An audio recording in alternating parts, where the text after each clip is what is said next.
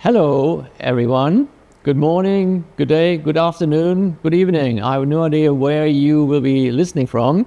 My name is Stefan Sonntag, and I'm a professor here at the PolyU Design. Welcome to this webinar, and I hope I can take you through in the next, 45 minutes to an hour or so, what the PolyU Design here at what the School of Design here at the PolyU in Hong Kong is all about. And I hope we can also answer all the questions that you may have with regards to applying to us. Thank you very much. And so this is me, my name, Stefan Sonntag. I'm a professor of practice here, and I run actually the advertising design department. Good. And a question we always get from students is, why should we study at the PolyU Design? You may have got all the information already from our website, but let me help you to explain something further on this as well. We are a leading design school here, not only here in Asia, but also globally. As you perhaps know, we're constantly ranked among the top 20, top 25 design schools globally. So we're actually quite proud of this. We're also very proud of our curriculum that we offer to students. We proud ourselves to have an integrated design approach. As I will explain later how we are structured internally, but one thing you should know that in today's design world is actually quite important that we're not just becoming single-minded in our design approach, so that we're actually going for a more integrated approach, because we in today's design issues, we have to work together. Every design discipline has to basically work hand in hand to solve today's design issues and problems that we have. We have about 1,100 undergrad students, and we proud ourselves very much to have a very, very high global exposure with a lot of expatriates to local faculty. So it's about 1 to 2. And as you can see here, myself, so I'm actually originally from Germany, but I'm teaching here already for the last 15 years. So we have quite a high number of international faculty here. We have a big network, of course, that we're working with this, both locally then regionally. We expand into the mainland, of course, China, but also a very big global network as well. And we have a pioneering design research. We are constantly looking for new design research approaches and solutions. Then knowledge transfer is a big issue, of course, that we're dealing with here at the School of Design. We proud ourselves to be very much student-centric, and we see this all in our resources as well, but more on this actually a little bit later.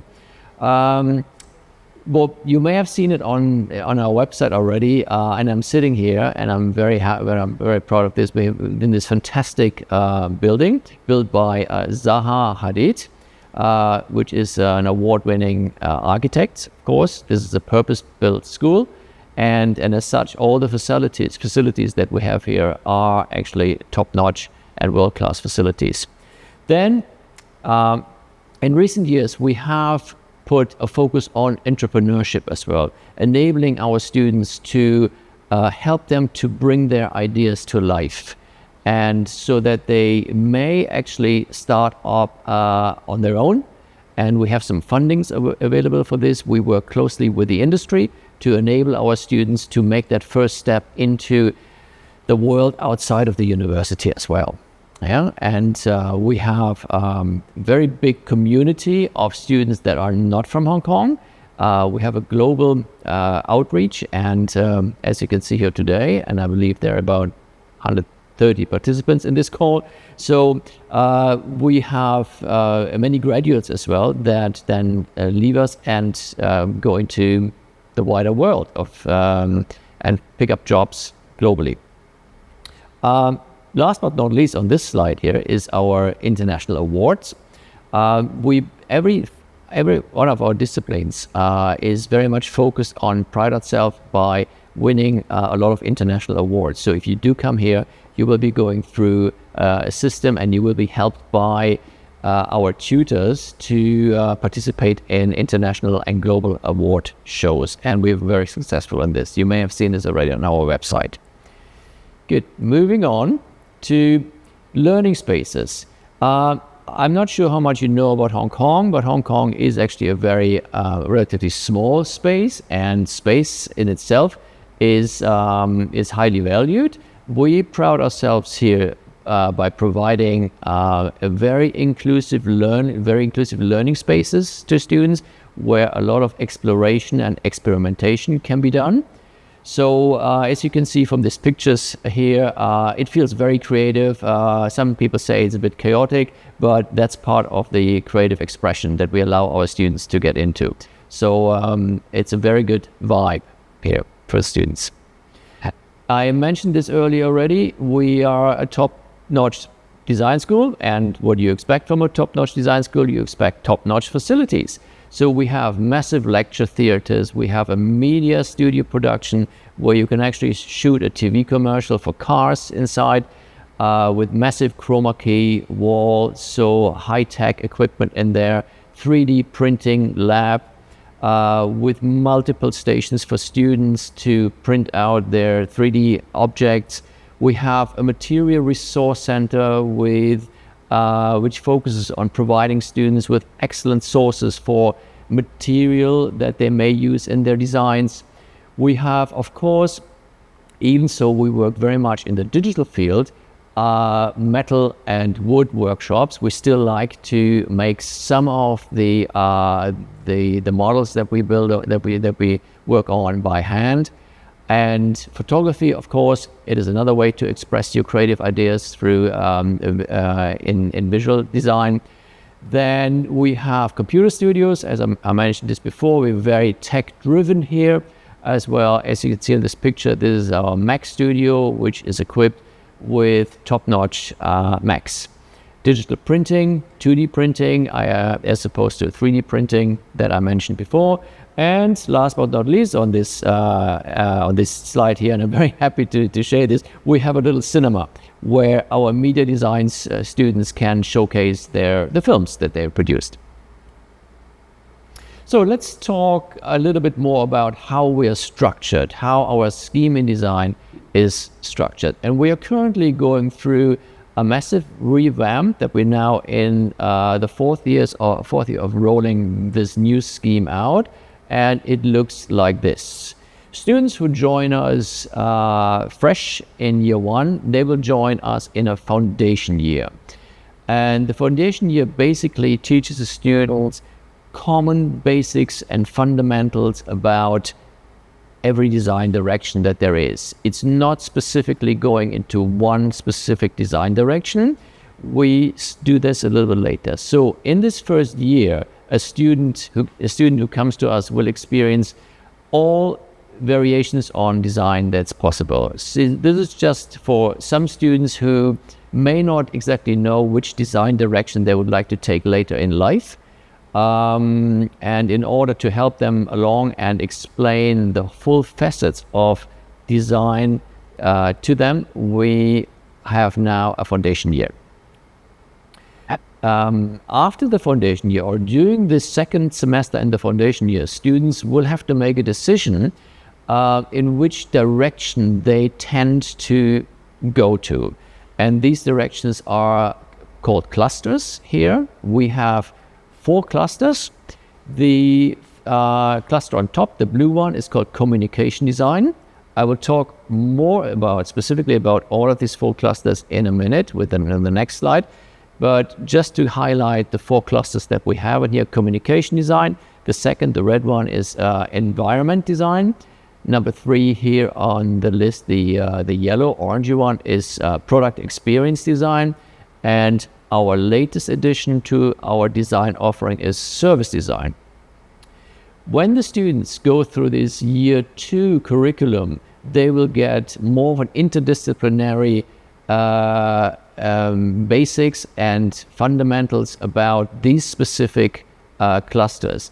But they will also be allowed to work collaboratively between those clusters. So even so, if a student, for example, decides to go into the environmental design cluster, he or she will still be working with students who decided to go into the other clusters. So again, the interdisciplinary approach is very much highlighted already there in year 2 of our new curriculum. In the second semester of year 2, students will have to make a decision to further their studies in a particular field.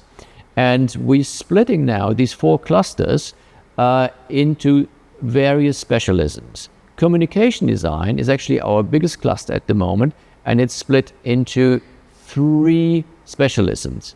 To name it here, it would be advertising design, information design, media design.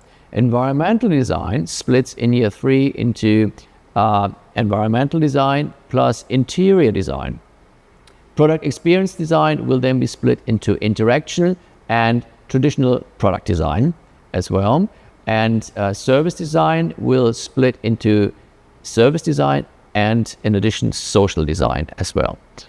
So these are the 9 specialisms that we offer. When a student then enters year 3, after he or she has made the decision to continue in a specific specialism, there will be a lot more disciplinary exploration then. So an advertising design student will then further his or her studies in the advertising design direction. Now, having said this, there will still be a lot of electives and a lot of possibilities for students. Again, if you are in advertising design, you can still have collaborative projects with students from all of these other specialisms. So you're not completely in this silo. You have the opportunity to crisscross into other specialisms, may it be electives or may it be some of the core subjects that will be on offer in year 3 and year 4. So in short, from foundation year in year 1 into cluster, into year 2, and then year 3 and year 4 will be the design specialisms. So this is the structure that the scheme in design, how the scheme in design is structured. Good. A little bit more in detail in case you haven't really made a decision which direction may I want to go. I will highlight the 4 clusters that we have here, and perhaps some of the work examples that students have done in recent years.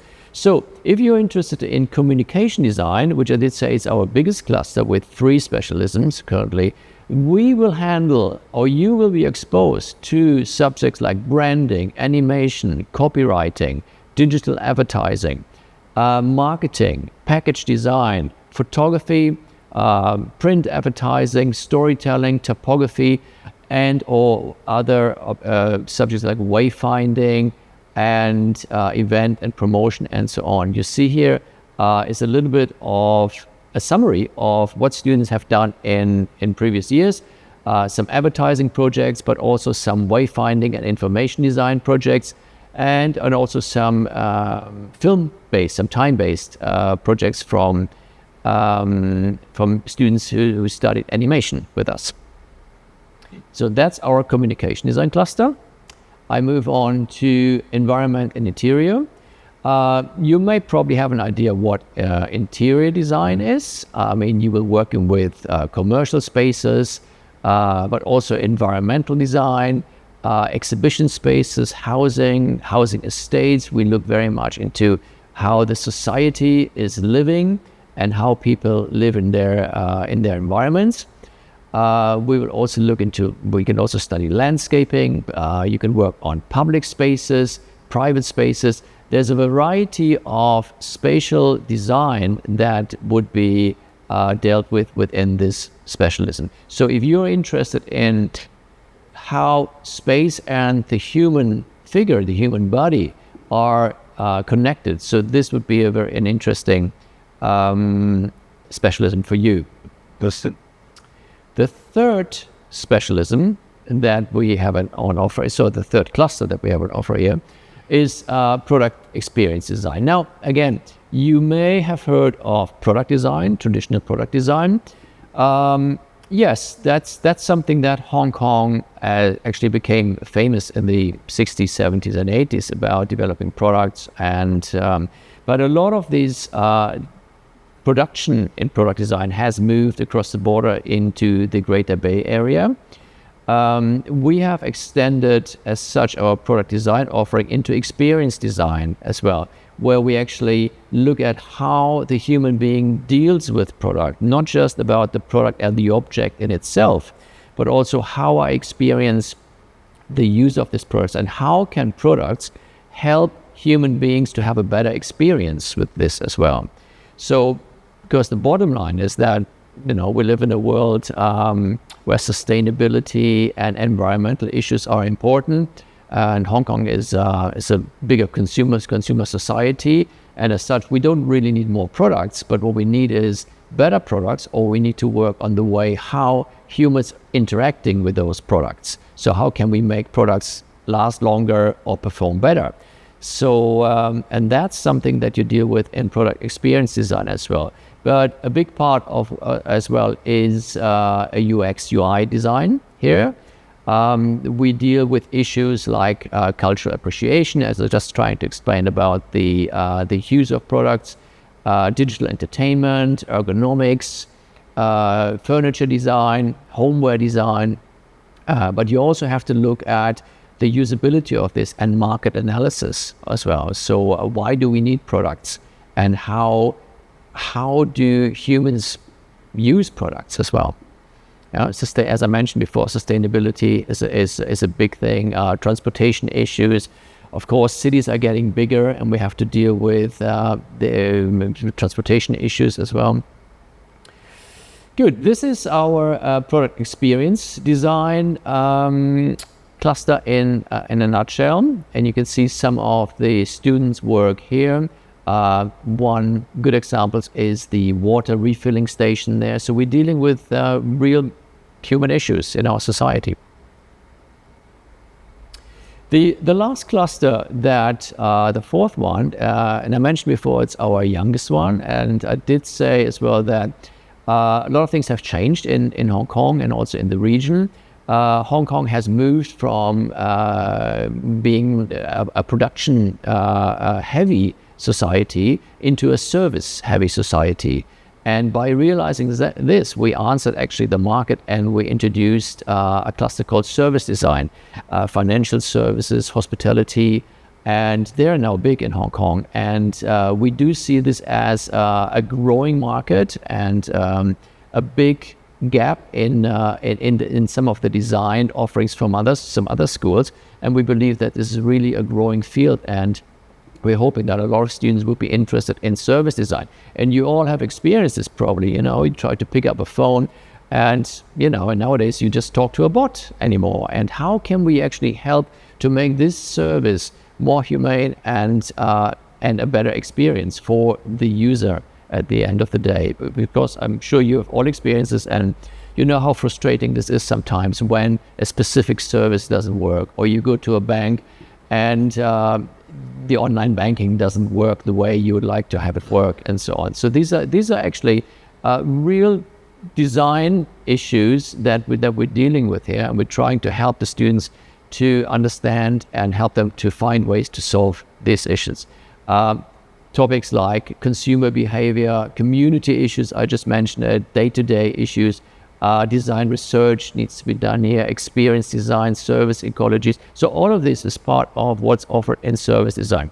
So you may have heard about, graphic design, communication design, advertising design. This is of course something that is very familiar in our daily communications. But service design is something that's a really growing market. And next time you're frustrated about any kind of service that you experience, to think about, how can I make this service better? How can I help to improve this? And if that's something you're concerned with, you would be a good service design student. So keep this in mind. So this is a little bit of an overview of how we structure our curriculum.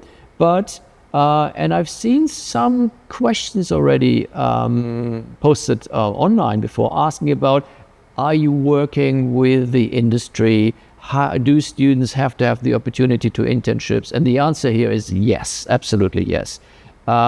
We actually asked our students to do an internship between year 2 and year 3. This is mandatory for our students.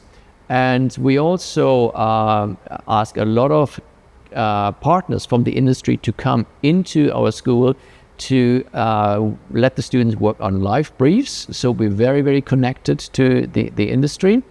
And what you see on screen here is a collaborative project where we, as I said, we bring in partners, and then the students have a semester-long exploration on a specific brief, and then it's been presented to the client, and if all goes well, the student work will be produced as well for the industry. And so this is something that we are really focusing on as well, that we make sure that the students, as much as they study academically, but they also are educated to fit into a world that is actually ever changing at the moment. So we constantly have to evolve this work integrated education, as we call this, because the world is changing rapidly, and we have to be really constantly evolving this in order to make sure that our students are actually educated to face the world outside the school. So this is internship and collaborative projects. I go on to one of our highlights every year is our design show. We are currently preparing for this here, and if you do click on this QR code, you will actually see the work that was done by the students in 24. So in every summer we open our doors, both physically but also virtually, to the world, and we showcase the work the students have developed in the past year. So this is one of the highlights of our year here, and we have very highly frequented. So we have a lot of physical guests coming in, but during the COVID years, we decided actually to still continue with the show, but to take the show virtually. So if you, as I said, if you check the QR code, you can see you can actually take a tour through the annual show from 24, so that we could enable everybody who wasn't able to come to the school physically to actually come and see the hard work that the student had done in the past year. So, and after COVID, we decided to keep both, because we now have a global audience as well who is interested in the students' work. So as many students as we have, as many visitors as we have here during the summer of 25, we will have. You can also see the 25 show virtually. So we're currently, as I said, we're currently preparing this. And if you check regularly on our website, you will see information about when the virtual show will be online, will be available, and you can check it then. So that's our design show, and it's very much loved by all our guests. Let me continue. Okay. Here's the latest date. Okay, stay tuned. It will be actually from June 6th to August 8th. And I mentioned it, both physical and virtual. So if you happen to be in Hong Kong, please come and visit us. But if you can't make it between June 6th and August 8th to Hong Kong, check out our virtual show. It's worth it. Really, really excellent student work. Well, I mentioned it before that we really like our students to participate in global award shows, and we're quite successful, I should say. We won a lot of D&AD awards. So every specialism has their specific design shows, design and award shows that they enter the work in. And we have very talented tutors and who support the students by entering those design shows. And as you can see, I don't know if you know Red Dot, for example, or if you know D&AD,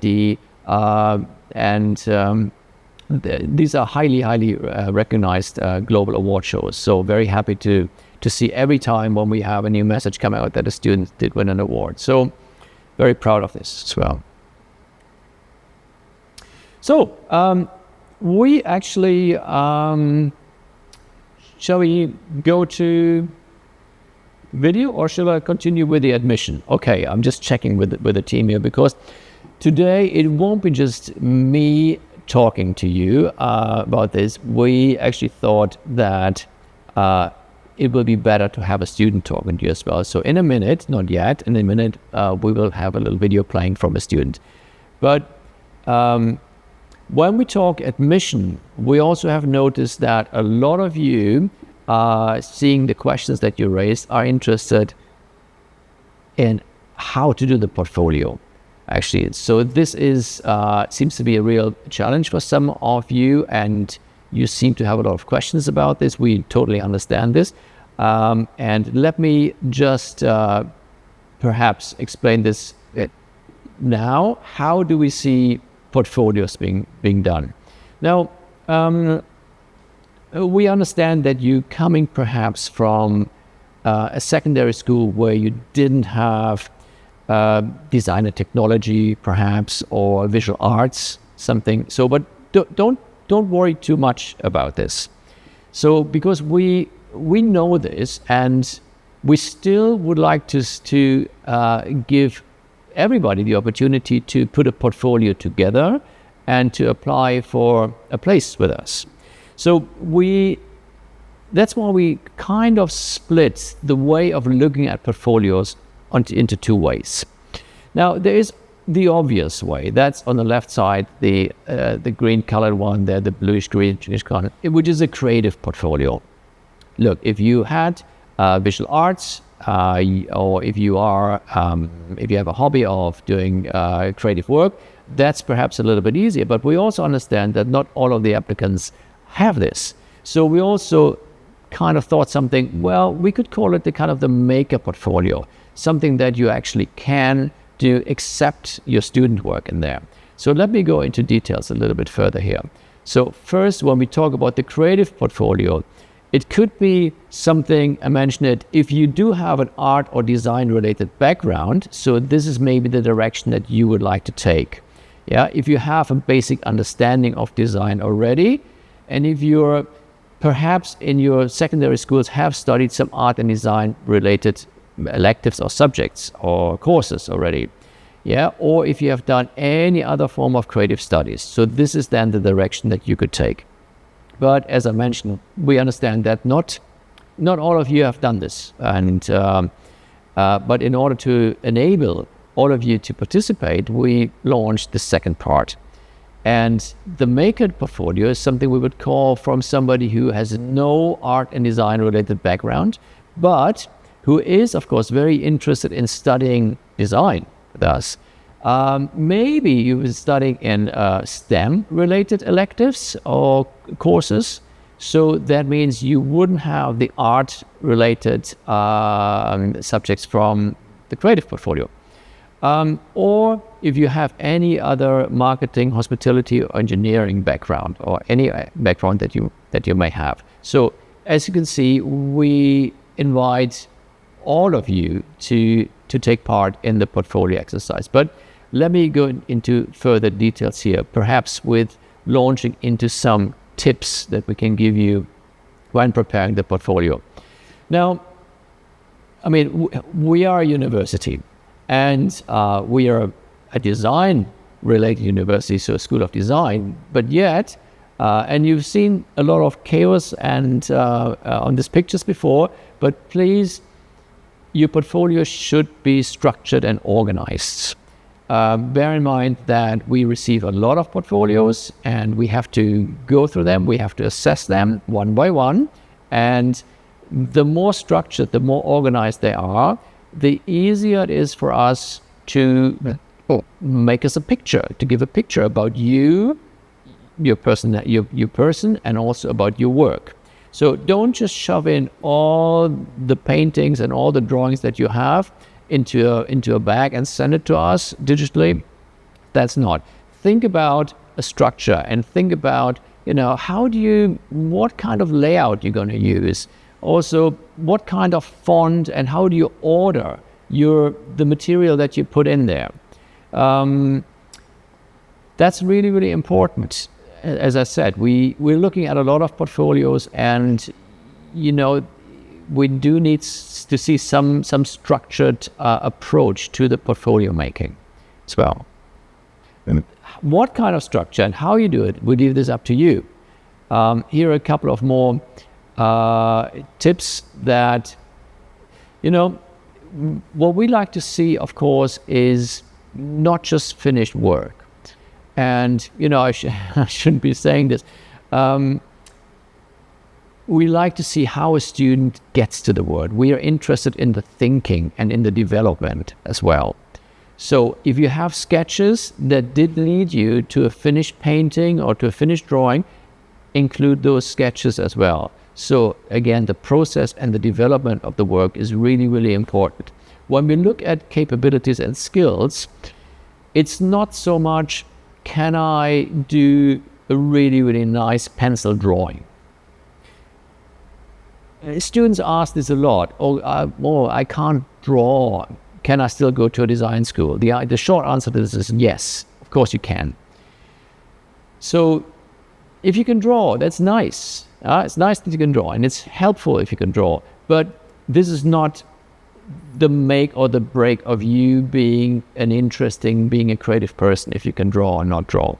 So the technical skills are not important. So they are in a way important, but, and I haven't really talked about AI yet, but giving the speed and the development of AI and all the AI tools, the drawing skills, the execution skills, they're becoming less important in the future, and particularly in your future as well.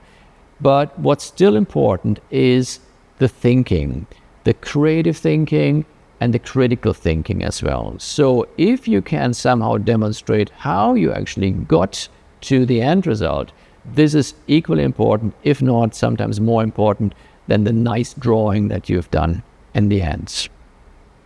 Yeah, you could think about, and I'm not saying that any of the tips are the one and only tips that you should use, but they're just tips, they're just hints at how you could structure a portfolio. Different approaches, mixed media that you can showcase to us. You can work in different forms of medias. So what I'm saying here is, don't send us just 10 beautiful pencil drawings or 10 oil paintings. Think about different media that's out there. So you can have collages in there. You can do some sculptures if you have, but also you can create some ads if you want to look into advertising. But we're not really telling you exactly what kind of piece it should be, but think about mixing it up, doing experiments as well. That's the tip here. Similar to the second point about development and process, it's really important for us to know your thinking behind it. So don't just send us, if you have beautiful photography and if photography indicates to us the way you see the world. And I'm not just saying, hey, here's a picture of my cat. So here's a picture of my cat. So unless it's the best picture of the cat that's been ever taken in the world, we've seen all of this. The internet is full of these things. So please write down what is your thinking about this as well, why you think this. So continuing with, next point here is focus. Art and design are different. We are art related, but we are design school. So keep the focus on design. So I know if you have some school-based artwork in there, you can include this, but also think about that design is not the same as arts. But if I would go into this, it would maybe you check it out, you Google it. It would take too much time to talk about this in detail. But we are a design school. We're not a fine art or an art school. Diversity, you can include 2D, 3D, 4D objects. There's no problem with this. Yeah, anything goes. And if you have some videos, then don't put a link or a QR code into your portfolio so that the person who reviews your portfolio can easily go on to click on the QR code and see your videos. And if you do have a visual diary, which I always recommend to do, please put it in. As again, linking to some of the other points of process and development, it really showcases us how do you come up with ideas, and how do you observe, and how do you see the world, and how do you reflect on this. Okay, here's a little bit about admission. All this information is on our website as well. So I won't go too much into details here, but we have an early and a normal admission cycle. So the early one, as you can see here, is from mid-November onwards. And then the normal one would be in the next year in early February. And then we have the online portfolio submission that sits in between. So again, for the early one, it's mid-November. And for the main cycle, it's early February. And then if you successfully go past the portfolio stage, then you will be invited for an interview. And this will happen from the early cycle November, December, and for the main cycle, February to April. So clear? If not, take a screen grab, and then you've got this. Otherwise, the information is also online. Admission tips, further admission tips can be seen if you click this QR code here. So there's a couple of videos, a couple of YouTube videos available that showcase pretty much what I've said and gives you further tips on the admission. Please do this in your own time. I'm not going through all the videos right now.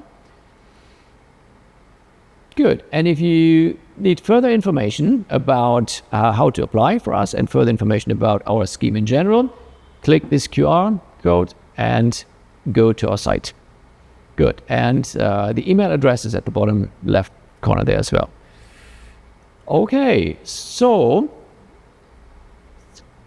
is that the video? So surviving Hong Kong. So you probably have, well, we've seen some of the questions asking about, is living in Hong Kong expensive or not? We came up with a couple of benchmark numbers. Now, we understand a student's life they're not all the same. Every person is different, and as such your spending may be different. But here you're gonna get a quick overview about what could be in the average spending.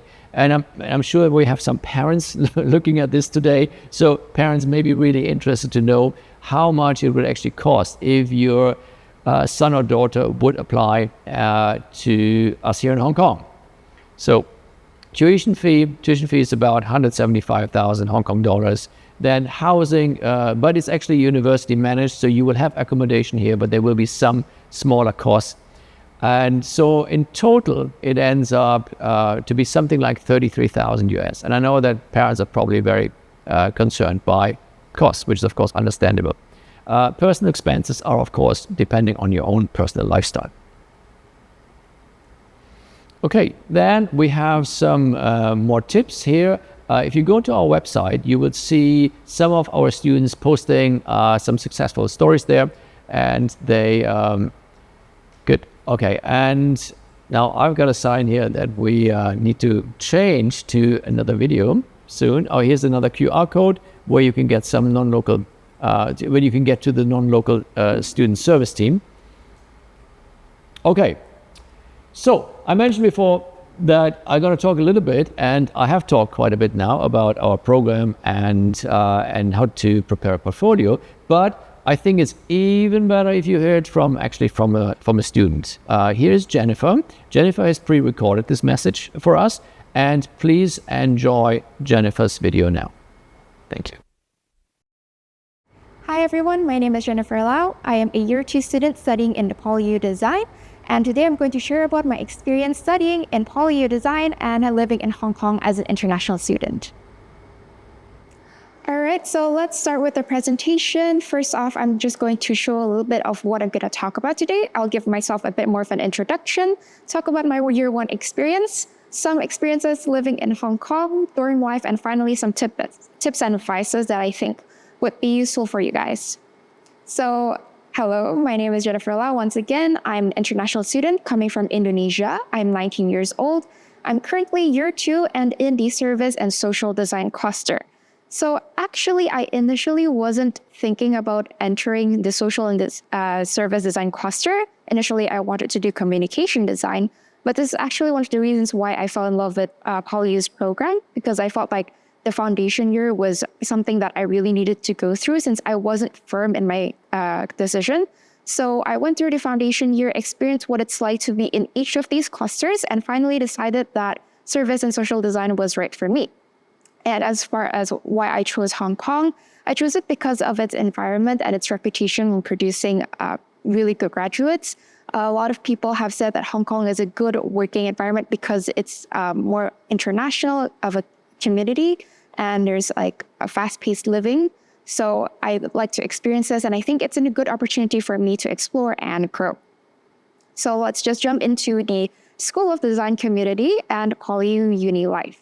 So in my first year, there wasn't actually that many international students. It's just a handful of us, but now I'm looking at my underclassmen, and there's so many more international students, which I'm happy to see. But it's not really nerve-wracking, actually. And initially, I thought it was going to be hard to blend into the SD community as an international student. But when I went through my first year, the locals and other students were so welcoming and so warm that I found it very easy to bond with them and work together with them during my time there. And as far as PolyU goes, there are so many events that PolyU holds for student and staff. Like, for example, we have the NLSS, the Non-Local Student Services, that has many events where non-local students get to sign up and they get to enjoy these events for free. Like last time they had a tour around Hong Kong. They also had a, I think, baking workshop where they made their own polo buns. So this is interesting events that you guys get to join as international students.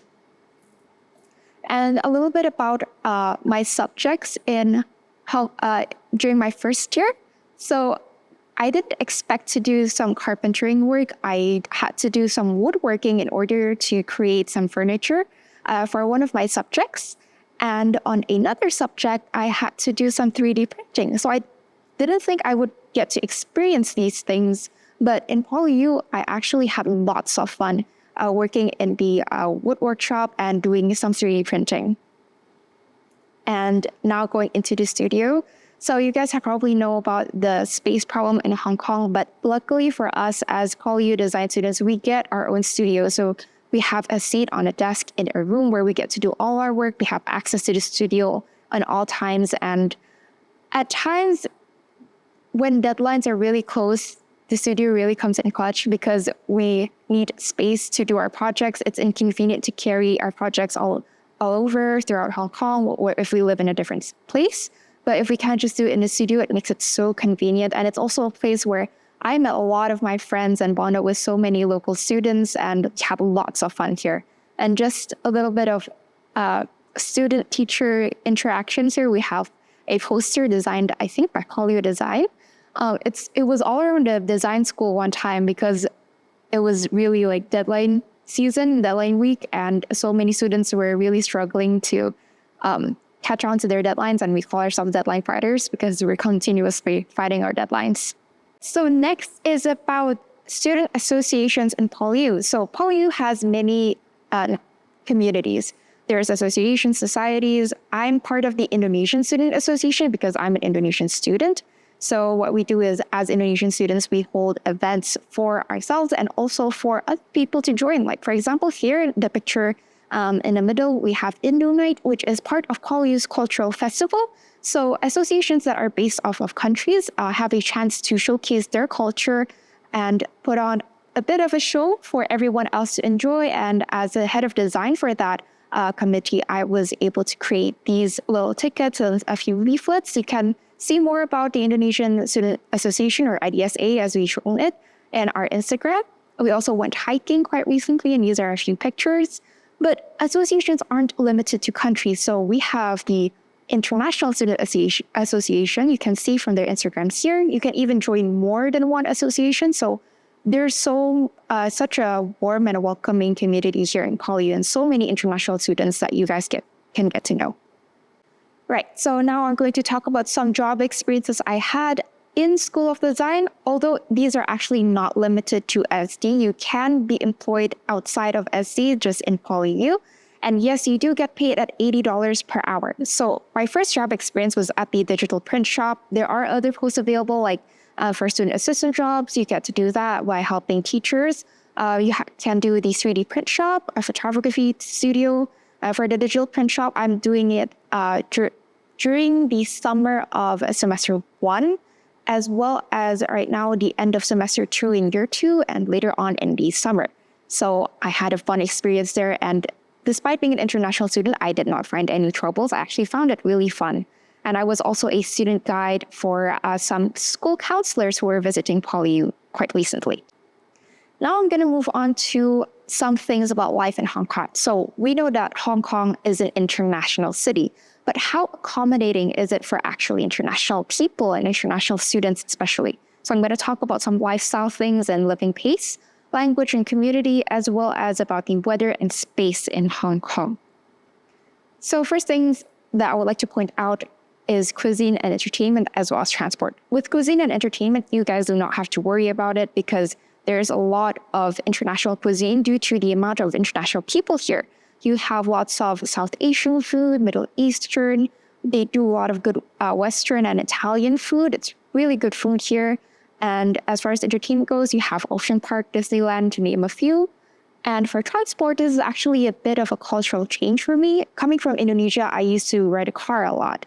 But here in Hong Kong, I walk a lot more and I use the MTR. Previously in Indonesia, the MTR or MRT, or light rail as we call it, is a new development.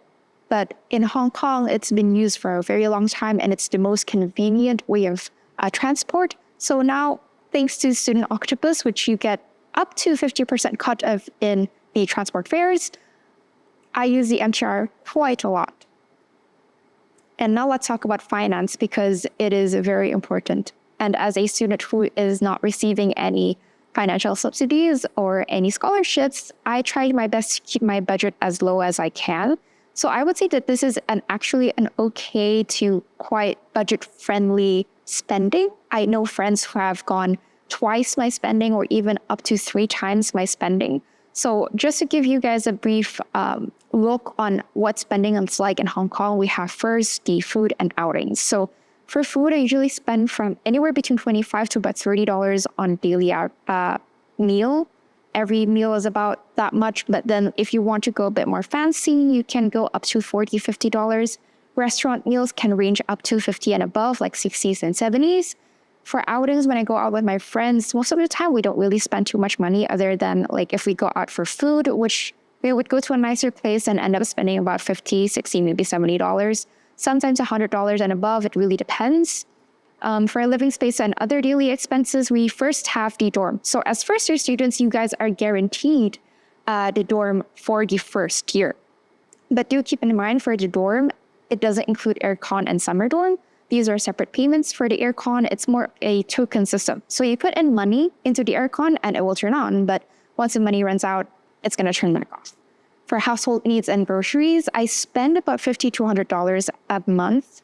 That depends on how many trips I go and what I get. For laundry, it is $6 per washing cycle. And for the dryer, it is $1 for every 5 minutes. I usually do about $7, so that's about 35 minutes, but it really depends on how much laundry I do. And lastly, for transportation, again, thankfully, we do have the student fare or student discount. I usually spend anywhere about $25 to $30. Some of my friends spend up to $50, but really depends on how often you travel and where you go. You can go to the link that I've put down there in order to check how much it costs to go from one station to another. I use this from time to time to just check because sometimes you can get to one place to another using 2 different ways and have 2 different prices. Lastly, it's spendings for projects and assignments, which really varies because some projects you really don't require to spend at all, such as digital submissions. But then some assignments require to print a lot of posters and a lot of leaflets and stuff like that, which I tend to spend a lot on, somewhere between maybe $200, sometimes even $300 per project. That really depends. So in summary, taking the average of my months. So this isn't every month. I'm not spending $2,500. Sometimes I'm spending a bit less than $2,000. Sometimes I'm spending more, up to $3,000 and $4,000. But average, it's about $2,600, $2,700. Next, I'm going to talk about the daily life in Hong Kong. So some of you may be worried about language use. Although, yes, a lot of people here still do use Cantonese, but English is actually fine. I have friends who do not know Cantonese and Chinese at all. They use full English and they are able to get away with it just fine throughout their years in Hong Kong. But I do have to say, knowing a little bit of Chinese, if you can do Cantonese, that would be great, but Chinese is enough. Typically with the older generation, they're not really able to do English, so they tend to go for Cantonese or Chinese. Cantonese, I would say, is harder, and even though my local friends do admit this, it's harder than Chinese. They say it's hard, learning it hard to be good in it. So learning a bit of basic Chinese, just greetings, would be great. And with people culture, some of you may have heard that people in Hong Kong is rude. I actually find this to be quite false. It really depends on the situation. It's just because like in Hong Kong, people tend to rush quite a bit. So they may come off as rude. And especially for me coming from Indonesia, where hospitality comes off as something normal. This was a bit of a culture shock, but after a few weeks in Hong Kong, I got used to it and realized they don't have anything against you. It's the culture here. Next, I'm going to talk about weather and space. So with weather, I like to say that Hong Kong weather is bipolar because you can change 10 to 15 degrees in just 2 to 3 days, and it gets a bit crazy sometimes. But Hong Kong Observatory is an app that you guys have to download when you get to Hong Kong. They give you notifications regarding the weather. Like if it gets too hot, there is a hot weather warning. Or if there's a typhoon coming, they give the notifications on your phone. And it's very accurate in terms of weather, in terms of temperature and humidity, wind, etc. And for spaces in Hong Kong, there are small spaces, like some restaurants, some places are small, homes are expensive and small, but luckily we do get the dorm. Although I wouldn't say this is true for every space, like there are malls and certain areas which are quite large. So I wouldn't have to worry about this because although it may seem uncomfortable, I actually find it okay and it has its own beauty to it. Next, I'm going to talk about dorm life. So you guys probably already know that we have 2 halls, Hung Hom and Ho Man Tin. I am currently living in the Hung Hom hall. To be honest, I don't know which one is better because for me, visiting these 2, I prefer Hung Hom hall. For those who have lived in both of these halls, some prefer Hung Hom, some prefer Ho Man Tin. I've listed the major differences between the 2 for you guys to see and compare, but really it comes down to what you guys prefer. So you might have to do your own research. I would say the largest difference will be the room setting. So in Hung Hom, you have a toilet in between 2 rooms. So that's one toilet shared between 4 people.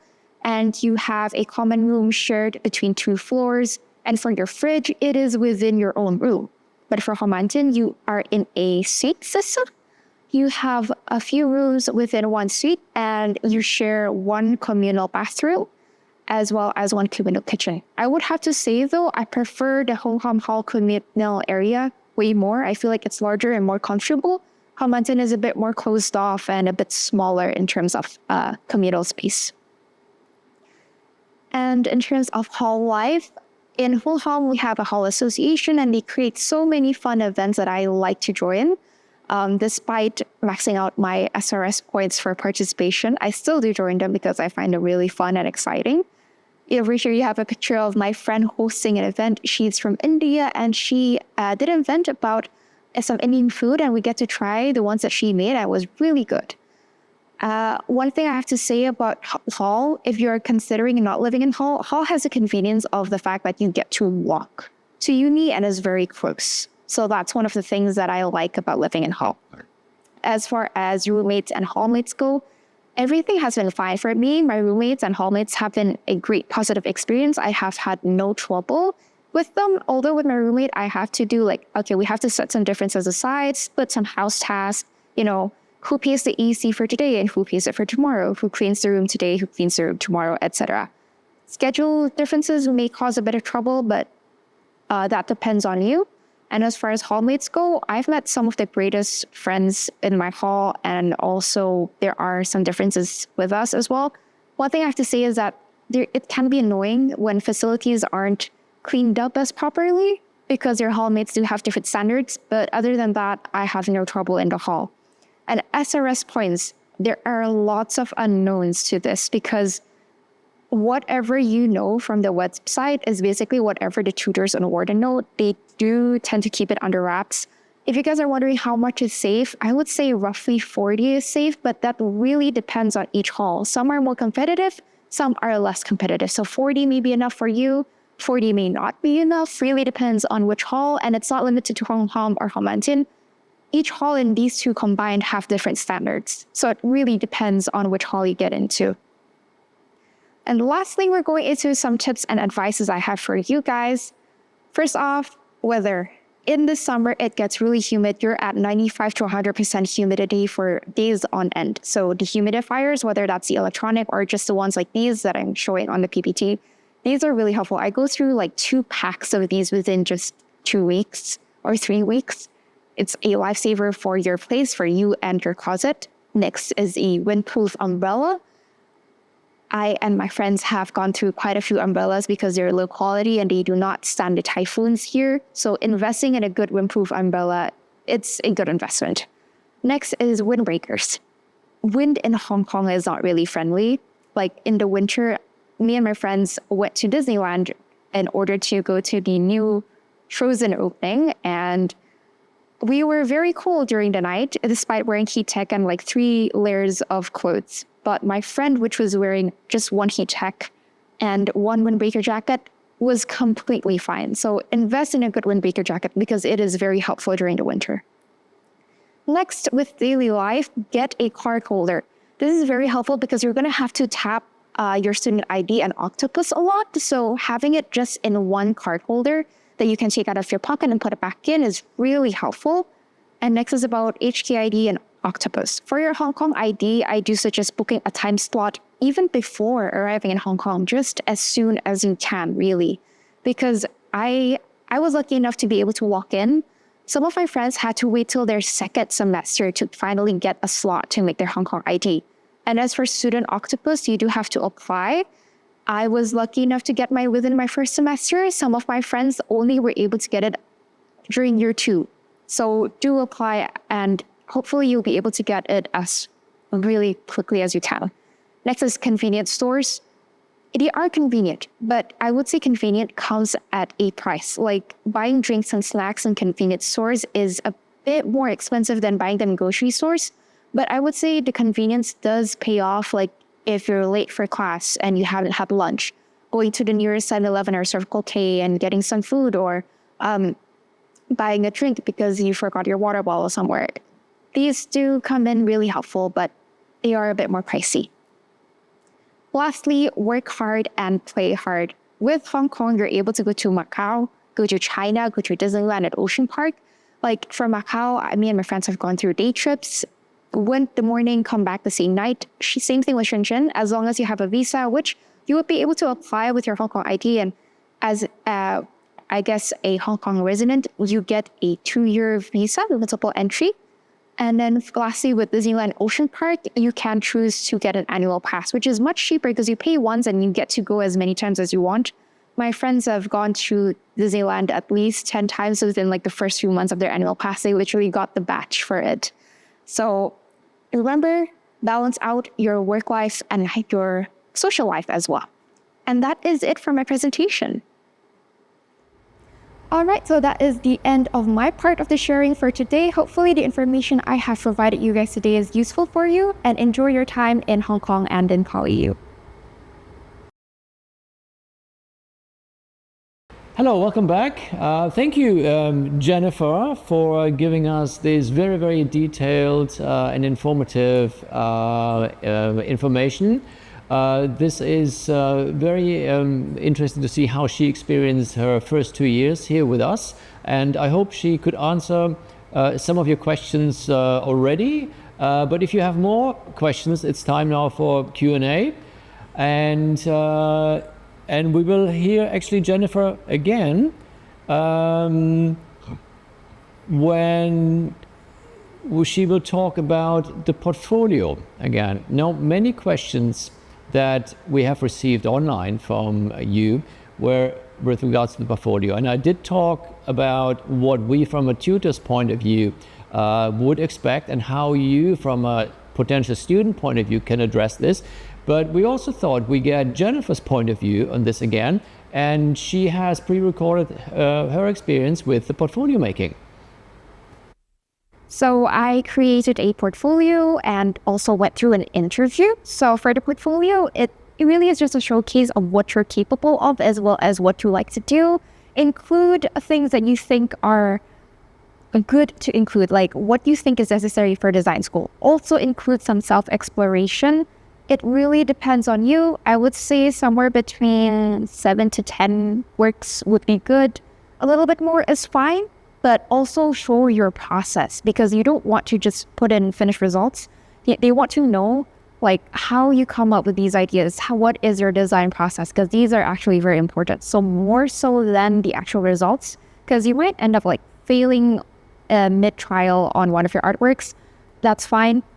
Just show the process, show that from your failure, what did you learn? How were you able to come back from it? These are what they'd like to know. And as for the interview, my interview was actually very brief and short.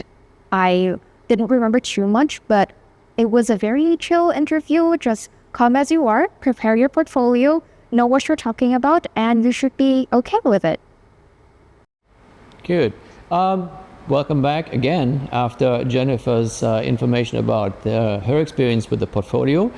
And as I said before, we gave you some hints and information and some tips here how to make a portfolio. One thing I should add to this, and in a minute you can actually ask more questions via the Google document that we provided. But when you think about how to make a portfolio, we're basically looking at two things. Yes, your design abilities and how do you structure them within a portfolio. And we give you some tips of how to lay this out, what could be inside your portfolio, and there is no hard and fast rule to this. So this is your work. But the other thing is that we, from a professor's point of view, we're really looking at trying to find out who is this person, who is the student who's applying for this as well. So if your personality somehow shines through the work, if we can see what kind of person you are, this is also very, very helpful. So, and now it's time to ask more questions. And if I look at the Google Doc, portfolio was quite often mentioned by many of you. I hope I could answer some of these questions, me or Jennifer. In that sense, the second most important question seems to be about scholarships.